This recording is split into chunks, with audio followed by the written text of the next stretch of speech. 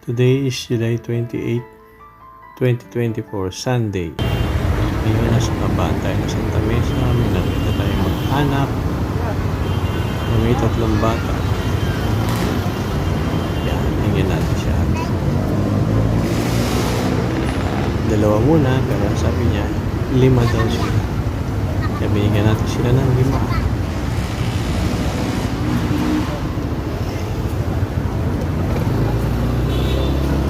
Then, tumuloy tayo, diretso, binakita tayong mama. Ayan, meron pala siyang kasama. Tayo sa poste. Kaya binigyan din natin ng isang. Ayan, lampas tayo ng Araneta Avenue. Nakita natin si Kuya. Marami pala nakatago sa likod ng basura. Kaya tinawag niya. Pinagis na lang niya. Kasi malayo sila. At si Kuya, binigay niya, lumapit pa siya sa atin kasi para daw sa asawa niya.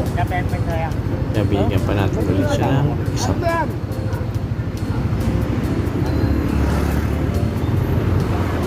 Then, dumiretso pa tayo.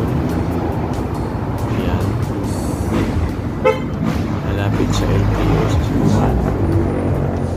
And then, ayan, sa tulay ng LTO, meron tayong nakita ng mama. Binigyan natin ng 1. Kaya sinabi niya meron siyang asawa na sa kabilang kanan. Bigyan pa natin ulit ng 1 pa.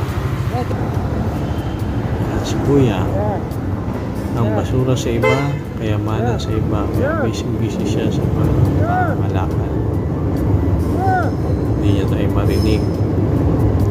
Salamat nga pala, Kuya Maki, sa tulong sa atin para makapagpatuloy tayo ng pagbibigay ng burger market para sa kababayan natin homeless.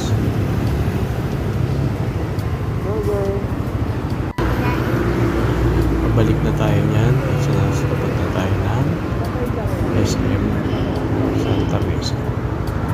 Kasalukuyan nagluto si Kuya ng kanilang hapunan.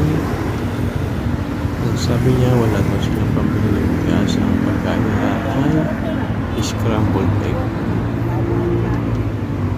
Buti dumating tayo, bumili tayo ng burger market. Ayan, si Kuya, siya na yung huli natin na pagbigyan.